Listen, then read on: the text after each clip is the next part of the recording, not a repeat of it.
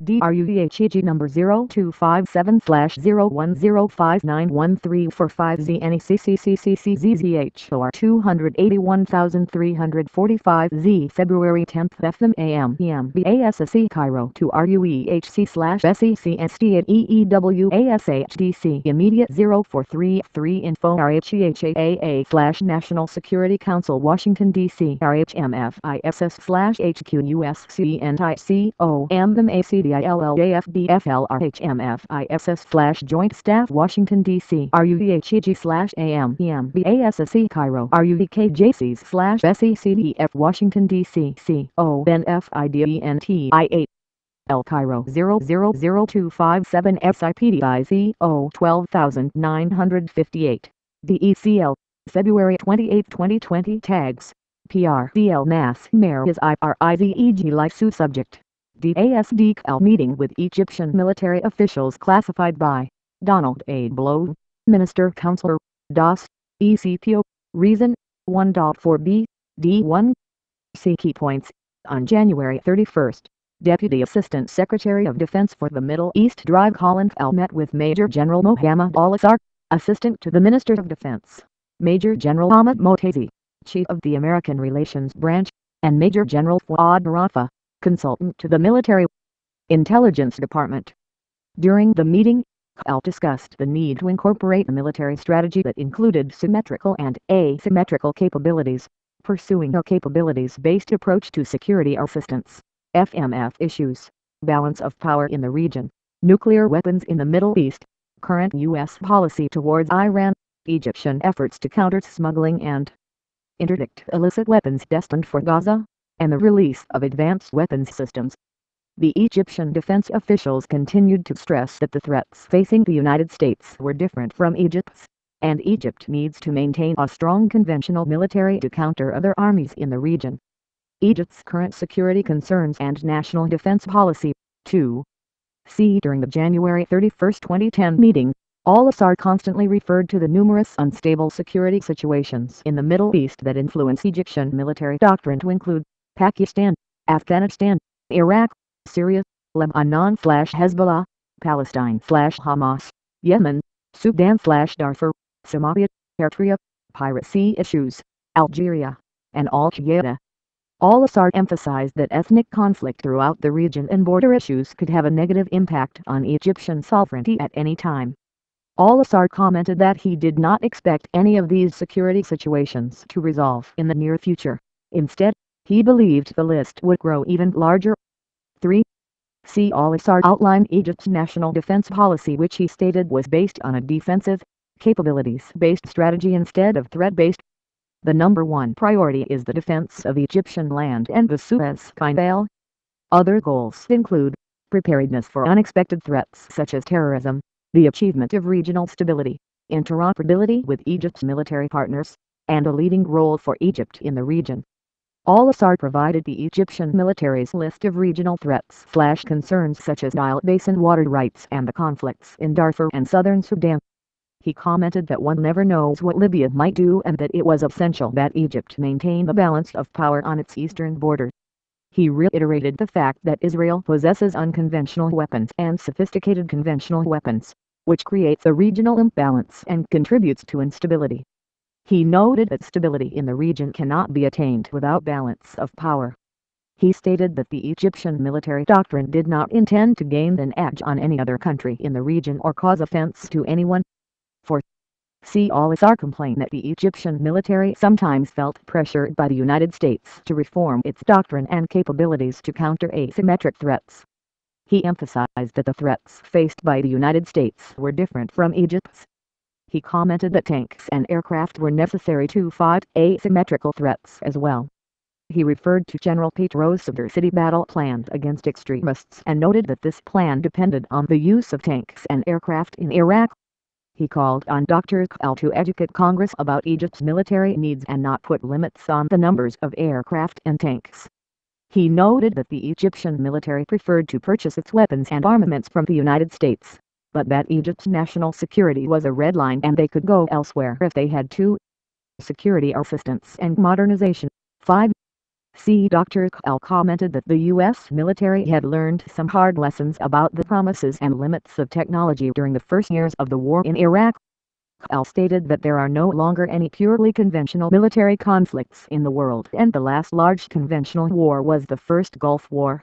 The current challenge for modern armies is to find the right balance between conventional and irregular forces and doctrines to fight what Secretary Gates refers to as hybrid wars. Kuhl commented that the U.S. lost more tanks in Iraq to roadside bombs than in battles with Iraqi tanks. He also noted that information technology in the modern war was just as valuable as military equipment in order to have the ability to rapidly communicate and assess the environment. 6. C. Dr. Kuhl reiterated that a modern military should rely on quality equipment rather than a large quantity of outdated armaments, and should place a greater emphasis on the scope of its aggregate capabilities vs. number of high-end weapons platforms. 7.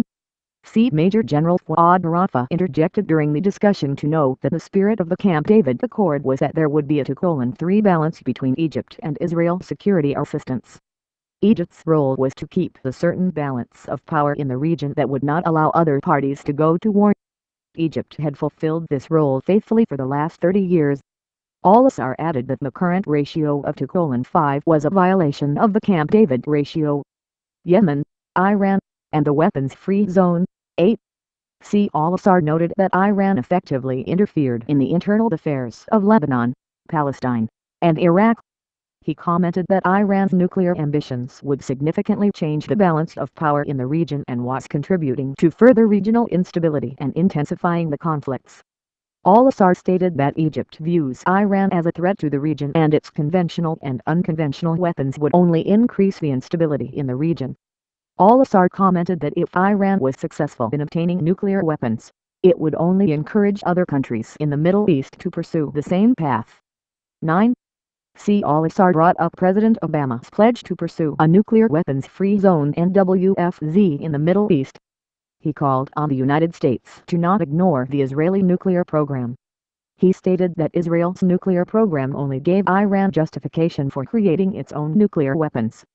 If Iran obtained nuclear weapons, it would only embolden Iran to use Hezbollah and Hamas with impunity.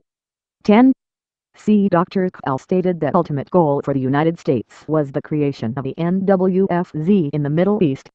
However, it was not possible to draw strict parallels between Iran's acquisition of nuclear weapons and other Middle Eastern countries. Iran is the only country in the world that was currently threatening to wipe an entire country off the map, and Tehran reinforced this message through destabilizing activities pursued by its proxies in the region. The goal of the NWFZ in the Middle East could take 10 to 20 years to achieve. However, the international community could not wait 20 years to address Iran's nuclear program and needed to figure out ways to slow down the clock on the Iran's nuclear ambitions. 11. C. Major General Fuad Rafa joined the conversation stating that Iran was using the various Middle East conflicts for its own ambitions and was gaining power because of its interference in the internal affairs of the Middle Eastern countries. It was essential to cut Iran's connections and influence in the regional conflicts in Lebanon, Israel, and Palestine in order to decrease the level of influence Iran enjoyed in the region. Iran was effectively using Arab public opinion to advance its goals. Dr. Kuhl agreed and reinforced the need for continued Arab engagement on this issue to ensure a unified front on the part of the international community. 12. Kuhl stated that the United States had reached out to Iran in 2009 through unconditional talks and that this was meant as a test of Iran's willingness to prove that its nuclear program was for peaceful civilian use. Iran, however, had not seized this opportunity to resolve international concerns. Kuhl speculated that European countries and even Russia, which would not have supported the sanctions in the past, were now ready to increase pressure on Iran. Counter-smuggling. 13. C. Dr. Kuhl extended his appreciation for Egypt's enhanced counter-smuggling efforts in the past year, but expressed concern over recent increases in smuggling activity into the Gaza Strip and Hamas efforts to rearm. Dr. Kuhl emphasized that the United States understands that this is an especially sensitive political issue internally in Egypt, as well as in the region. Dr. Kal noted that the United States was looking forward to the positive completion of the BTAD's project and thanked the Egyptian military for its agreement in principle to sign the follow-on statement for future BTAD's support, as this provided an opportunity for further cooperation on counter-smuggling and border security. He also underscored the importance of targeting smuggling networks and their financiers in Sudan and the Sinai, not just their activities. 14. Dr. Kal renewed Secretary of Defense Gates' offer to assist the Egyptian military in expanding its counter-smuggling efforts on the Sudanese border and the Red Sea region. 15. Al-Assad stated that the smuggling tunnels threatened the national security of Egypt, highlighting Hamas specifically, and that terror could come to Egypt via these tunnels.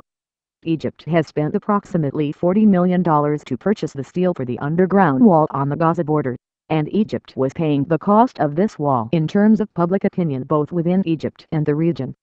He noted that once the wall was in place, the time would come to pressure Israel to take responsibility for the humanitarian situation in Gaza. Dr. Kal reaffirmed that in all of engagements with Israel, the U.S. officials strongly encourage Israel to open crossings into Gaza to allow humanitarian goods to cross, and that Egypt's focus must be fixed on thwarting the movement of illicit weapons into the Strip. Homework. 16. Dr. Kal encouraged Egypt to sign the Communications Electronics Security Agreement CSA with the United States, which would pave the way for the transfer of advanced technology to Egypt and greatly increase interoperability. Al-Assad stated that Egypt had its reasons to delay the decision on a CSA. He noted that thousands of Egyptian military officers have participated in training and education programs in the United States and learned about U.S. technology and strategy. He commented that the younger officers are frustrated with the delay in obtaining political release for more advanced U.S. technology. Specifically, Al-Assad referred to TOW-2B and Javelin, which he commented had already been released to other countries. Al-Assad noted that a CSA was not a condition for obtaining these systems, but instead they were held up due to a third party. 17. Al-Assad commented that Egypt was in negotiations with Iraq to supply the Iraqi military with approximately 140 tanks, which are manufactured at the FMF tank facility. He noted that the Egyptian Ministry of Defense was awaiting the United States' positive response to its request for approval of the transfer. Dr. Kal noted that the U.S. was considering this request and would provide a response soon. 18. Al-Assad encouraged Dr. Kal to convince the U.S. Congress that Egypt was worth more than $1.3 billion a year. Dr. Kal mentioned that Egypt received the second largest amount of assistance in the world, and that during these difficult financial times in the United States, it was unlikely that annual flow of FMF would increase. He did, however, reassure the Egyptian officials that the USG would continue to advocate for current levels of FMF and push back on any attempts to condition those funds. Scope B.